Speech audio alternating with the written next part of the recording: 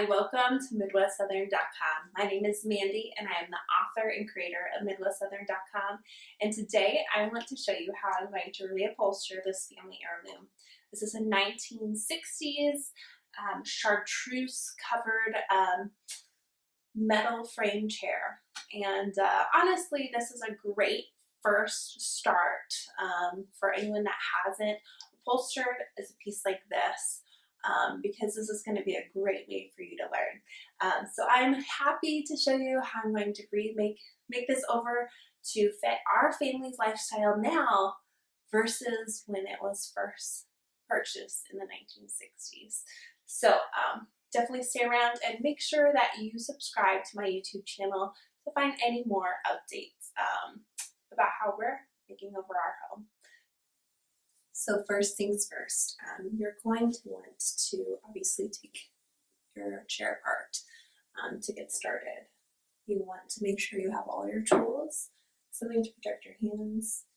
I like to use a flathead screwdriver, and needle nose pliers, a small hammer. Of course, you'll want something to put your new upholstery in place.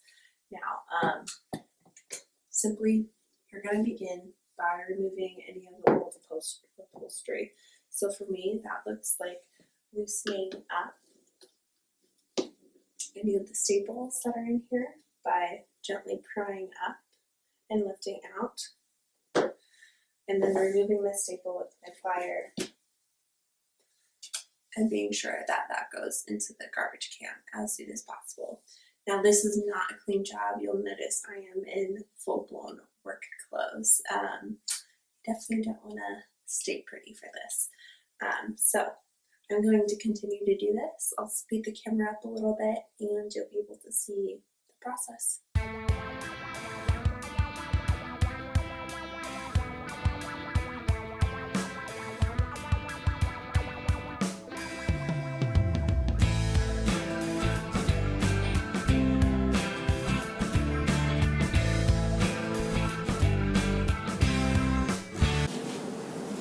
Alright, so I'll be honest, that chair bottom was worse than I had imagined it to be, so I'm going to clean that out outside, but it just confirms that this project really needed to be done, and it needed to be done a long time ago.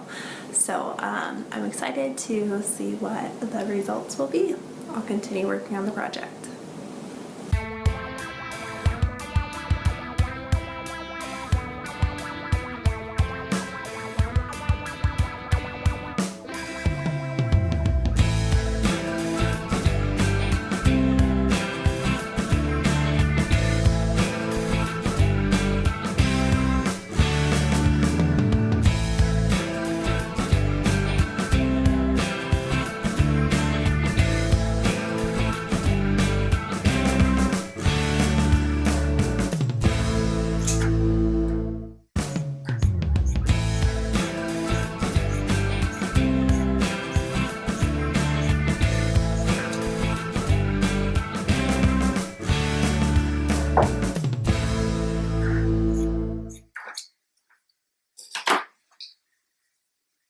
Alright, so I have a cushion on this. It's a brand new one.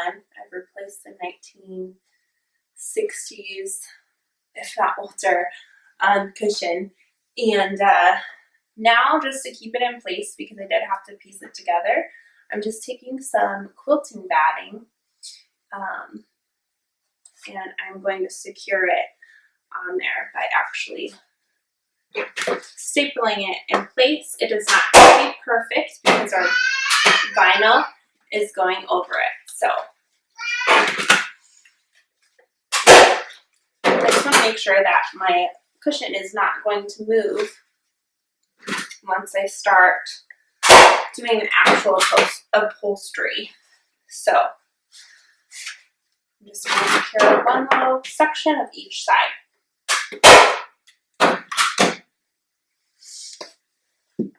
And then I can trim away any of the excess. Alright guys, now it is time to add the fun touches. I've selected this upholstery vinyl that looks like a leather. It is vegan, and it does have a soft backing. But I think this is going to look really good on our mid-century refurbished chair. So let's begin.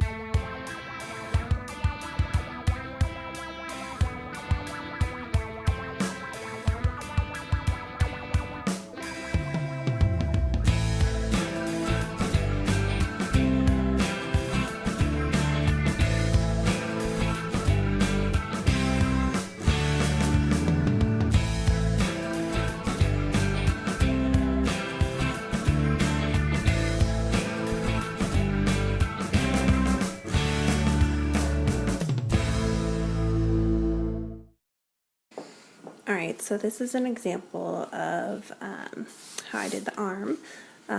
Make sure that everything is folded in, and then just to cover up any roughness, I did put some cardstock in there, and that's going to just create more of a smooth surface, and I reinforced all these nails with a hammer. Now, with any project with vinyl or leather, it's always next to impossible to get this completely smooth, but this is going to add a lot of character to our chair. I'm just going to make sure and aim for consistency with the other side. Alright guys, so a quick word on corners. So corners can be one of the most challenging pieces in reupholstering anything, even the simplest of chairs. So I'm just going to show you here how I do it. So this is our unfinished edge, and I just simply lift up and tuck and make sure that this is taut. It may take a few tries, but you just have to play around with the fabric. Obviously, not having a camera between your shoulders will help, but just smooth that out and then get your stapler in place.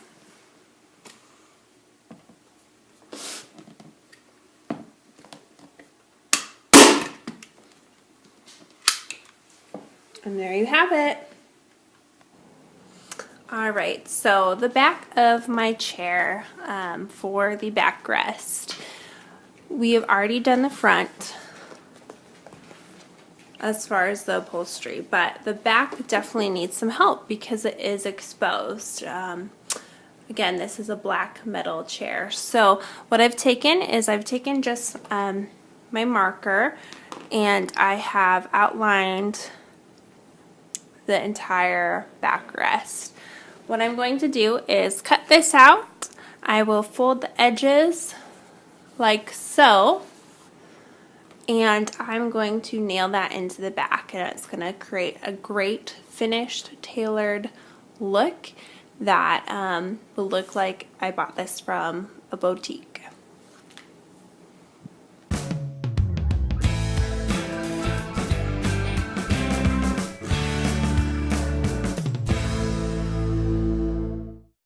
Alright, so now that I have all my nail heads in, I'm leaving some spaces where the actual frame gets connected into the backrest. So obviously I'm going to use a drill, and those spots will be covered up, so I don't have to worry about that, and I'm really excited about the finished product.